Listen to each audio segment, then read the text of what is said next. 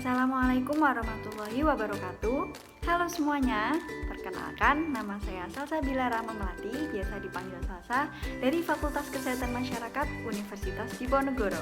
Sekarang ini saya sedang melaksanakan KKN di Desa Hadiwarno, Kecamatan Mejobo, Kabupaten Kudus, bersamaan dengan pelaksanaan Program Pejuang Muda Kampus Merdeka tahun 2021. Universitas Diponegoro merupakan salah satu perguruan tinggi yang ada di Jawa Tengah, di mana Undip juga memberikan kesempatan kepada para mahasiswanya untuk mengimplementasikan ilmu yang selama ini mereka pelajari melalui program kuliah kerja nyata atau KKN. Pejuang Muda merupakan bagian dari program Kampus Merdeka kolaborasi antara Kementerian Sosial dan Kemendikbudristekdikti, di mana dalam pelaksanaannya mahasiswa turun langsung ke daerah yang membutuhkan bantuan dengan melaksanakan beberapa kegiatan seperti survei langsung ke rumah warga, sehingga dalam pelaksanaannya kami dapat mengidentifikasi dan menganalisis permasalahan-permasalahan yang ada di masyarakat. Di antara beberapa wilayah kerja dari program Pejuang Muda di Kabupaten Kudus, saya memilih Desa Hadiwarno yang terletak di Kecamatan Mejobo sebagai lokasi kuliah kerja nyata atau KKN. Setelah melakukan survei lokasi dan berdialog dengan masyarakat, saya menemukan beberapa permasalahan kesehatan yang ada di masyarakat, seperti banyaknya penduduk lansia dan usia produktif yang memiliki penyakit degeneratif seperti hipertensi, diabetes mellitus, dan penyakit pencernaan atau lambung. Hal ini terjadi karena adanya manajemen antara waktu istirahat dan kerja dari masyarakat yang kurang, serta pola makan yang belum terkontrol dengan baik sehingga memicu terjadinya penyakit degeneratif. Selain itu, terdapat juga permasalahan kesehatan yang dapat dijumpai di lingkungan industri rumahan, khususnya bidang makanan dan minuman, seperti kurangnya penerapan praktik perilaku hidup bersih dan sehat, serta penerapan protokol kesehatan khususnya di masa pandemi seperti sekarang ini.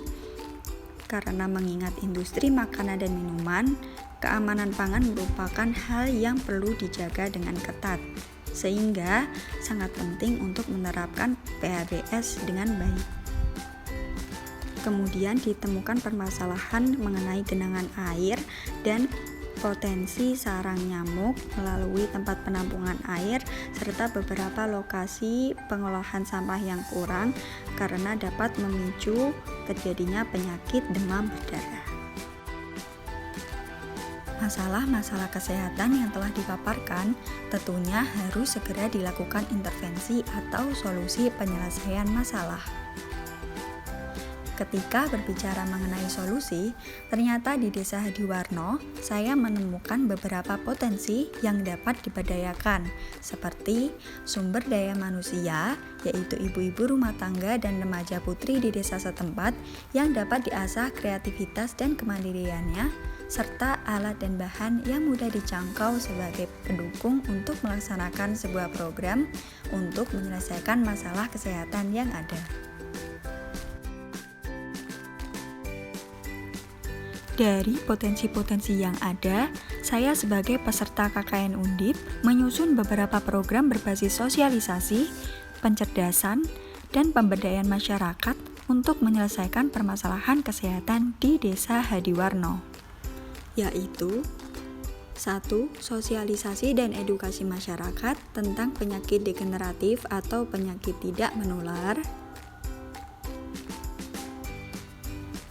2. Edukasi dan praktik menguras, menutup dan mengubur atau 3M untuk pencegahan penyakit demam berdarah.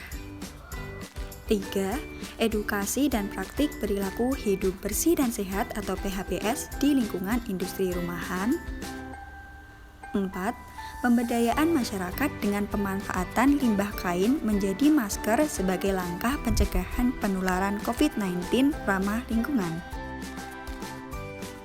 Pelaksanaan program yang pertama diawali dengan pembagian modul kepada peserta sosialisasi.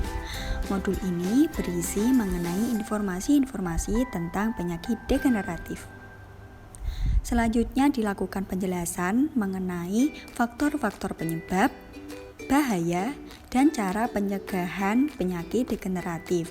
Harapannya setelah sosialisasi ini berakhir, maka masyarakat dapat mengubah perilaku hidupnya untuk menghindari faktor-faktor risiko yang memicu terjadinya penyakit degeneratif.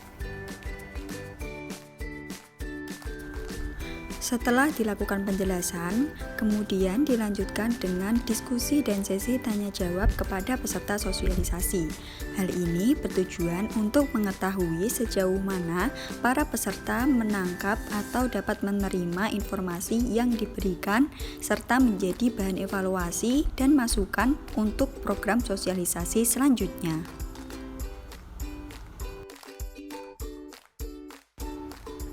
Kemudian, program kedua diawali dengan melakukan pencerdasan mengenai praktik menguras, menutup, dan mengubur serta mengolah sampah untuk pencegahan penyakit demam berdarah. Kegiatan ini dilakukan secara door to door atau dari rumah warga satu ke rumah warga yang lainnya agar edukasi dan praktik 3M untuk pemberantasan sarang nyamuk dapat menyeluruh ke masyarakat. Dalam pelaksanaannya, beberapa masyarakat sangat antusias dalam mengikuti praktik 3M bersama. Akan tetapi ada juga masyarakat yang enggan atau menolak. Maka dari itu dibutuhkan strategi jitu yang mampu menyadarkan dan menggerakkan masyarakat. Pada program yang ketiga, kegiatan dimulai dengan pencerdasan atau edukasi dan praktik perilaku hidup bersih dan sehat atau PHBS di lingkungan industri rumahan, seperti praktik cara mencuci tangan yang baik dan benar menggunakan sabun di air yang mengalir. Hal ini bertujuan agar sebelum melakukan aktivitas produksi, para produsen terbiasa melakukan cuci tangan dengan baik dan benar. Kegiatan yang selanjutnya yaitu penggunaan gloves atau sarung tangan untuk menyajikan makanan. Hal ini untuk mencegah kontaminasi makanan dari kuman atau bakteri. Dan yang terakhir adalah menggunakan masker. Pada program keempat, kegiatan diawali dengan pengumpulan limbah kain dari pakaian bekas yang sudah tidak terpakai dan penyiapan alat dan bahan seperti benang, jarum, gunting, ballpoint, karet, dan penggaris. Kegiatan pertama yang dilakukan adalah mengukur bahan pakaian menggunakan penggaris. Kemudian dilakukan pemotongan sesuai dengan pola yang sebelumnya sudah diukur dengan penggaris.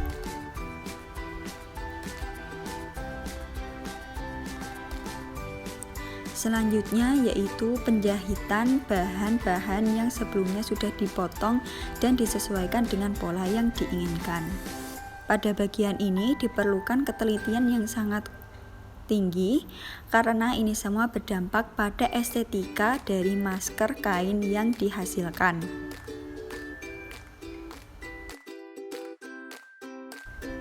Ketika semua pola sudah dijahit, jadilah masker kain yang ramah lingkungan. Berikut ini merupakan beberapa potret dan cuplikan dari antusiasme masyarakat dalam mengikuti program KKN. Udah bakat ini loh Bu, apa sih darah tinggi? Iya. Punya darah tinggi, itu biasanya kan kalau ada masalah sedikit ya pikiran terus tensinya naik kan seperti itu biasanya yang ada. Nah itu juga dipengaruhi oleh stres. Terus stres juga bisa berpengaruh di pola makan. Dapat cara untuk mencegah penyakit-penyakit itu. Ini yang pertama tuh untuk menjaga jantung. Menjaga jantung ada 7 hal sederhana. Nanti juga bisa dilihat, dipelajari. Nah, terus ada mencegah diabetes, komplikasi diabetes. Ya Bu berubah untuk kesehatan. Setuju. Ya, siap. Alhamdulillah kalau gitu ya, karena semuanya sehat itu kan untuk diri kita sendiri.